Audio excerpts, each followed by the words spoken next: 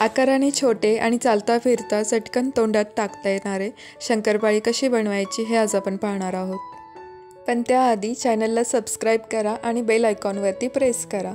या शंकरपाळ्या बनवण्यासाठी साहित्य काय काय लागणार आहे ते एकदा बघून घ्या।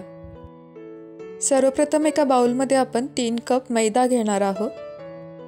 हे सर्व साहित्य मोजण्यासाठी एकाच आकाराची वाटी घ्यायची।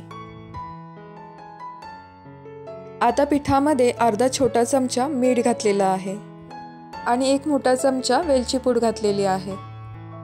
वेलची पूड आणि मीठ पिठामध्ये चांगलं व्यवस्थित मिक्स करून घ्यायचं। आता या पिठामध्ये आपण अर्धा कप तूप घालणार आहोत। तुपाचं प्रमाण मोजताना तूप हे मेल्ट करून घ्यायचं। तुपाचं आपण मोहन घालणार आहोत। तूप हे कडकडीत गरम करून घेतलेलं आहे आणि ते ह्या मैद्यामध्ये घातलेलं आहे। सुरुवातीला तूप गरम असल्यामुळे चमच्याच्या साहाय्याने हे तूप पिठामध्ये चांगलं मिक्स करून घ्यायचं। त्यानंतर हाताने व्यवस्थित हे तूप मैद्याला चोळून घ्यायचं। तूप व्यवस्थित पिठामध्ये मिक्स झाल्यानंतर ते अशा प्रकारे हातामध्ये दाबून बघायचं।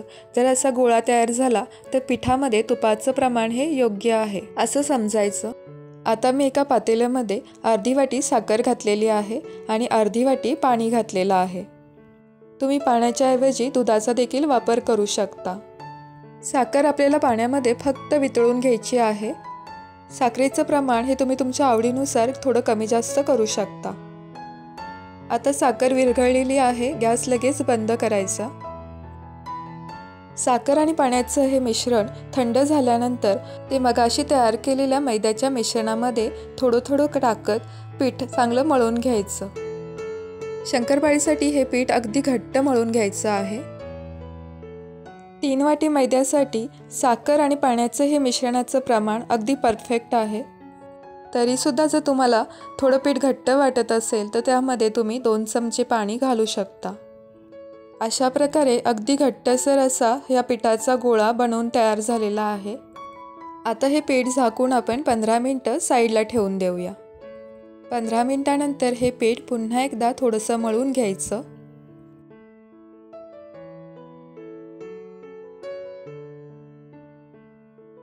ह्या पिठाचे मी आता 2 गोळे तयार करून घेतलेले आहेत।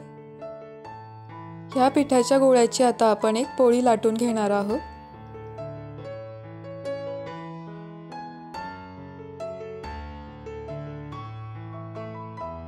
आता ह्या पोळीच्या दाखवल्याप्रमाणे घड्या करून घ्यायच्या। ह्या एकावर एक केलेल्या घड्यांमुळे शंकरपाळीला खूप छान पदर सुटतात आणि शंकरपाळ्या सुद्धा खूप खुसखुशीत होतात। पुन्हा एकदा पोळी लाटून घ्यायची।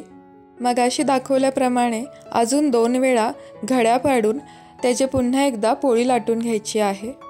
ही प्रोसेस अजून 2 वेळा करून घ्यायची आहे म्हणजे शंकरपाळ्यांना खूप छान लेयर्स सुटतात। दिवाळीची ही खुसखुशीत शंकरपाळी लहानांपासून मोठ्यांपर्यंत सगळ्यांनाच आवडते। ही बनवायला देखील सोपी असली तरी पण खूपदा चुकते। हे प्रमाण अगदी परफेक्ट आहे। जर का तुम्ही ही रेसिपी ट्राय केली तर तुमची सुद्धा शंकरपाळी अगदी बिस्किटासारखी खुसखुशीत बनतील।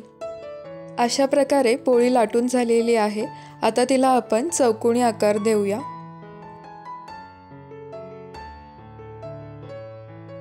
आता ह्याच्या आपण चौकोनी आकाराच्या शंकरपाळ्या तयार करून घेऊयात।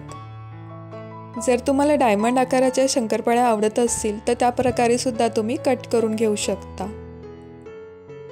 तुम्ही सुरीच्या साहाय्याने सुद्धा ह्या शंकरपाळ्या कट करून घेऊ शकता।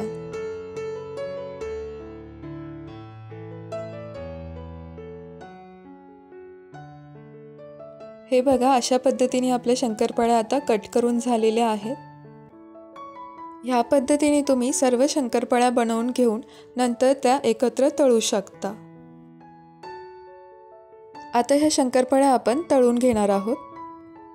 ह्या शंकरपाळ्या आपल्याला अगदी लो टू मीडियम फ्लेमवरती तळून घ्यायच्या आहेत। शंकरपाळ्या तेलामध्ये टाकल्यानंतर त्या चमच्याने लगेच हलवायच्या नाहीत।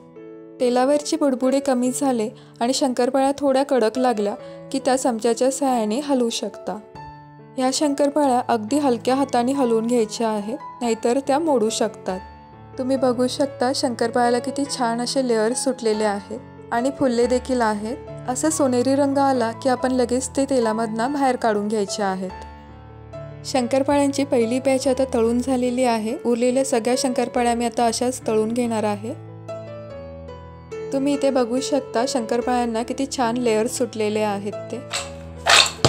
ह्या शंकरपाळ्या थंड झाल्यानंतर तुम्ही हवाबंद डब्यामध्ये स्टोअर करू शकता। अशा प्रकारे भरपूर सारे लेयर्स असलेली खुसखुशीत शंकरपाळी तयार झालेली आहे। तुम्हाला रेसिपी आवडली असेल तर व्हिडिओला नक्की लाईक करा, शेअर करा आणि चॅनलला सबस्क्राईब करा। तसेच शेजारी असलेल्या बेल आयकॉनवरती प्रेस करा म्हणजे नवीन व्हिडिओचे नोटिफिकेशन तुम्हाला मिळेल। व्हिडिओ बघितल्याबद्दल धन्यवाद।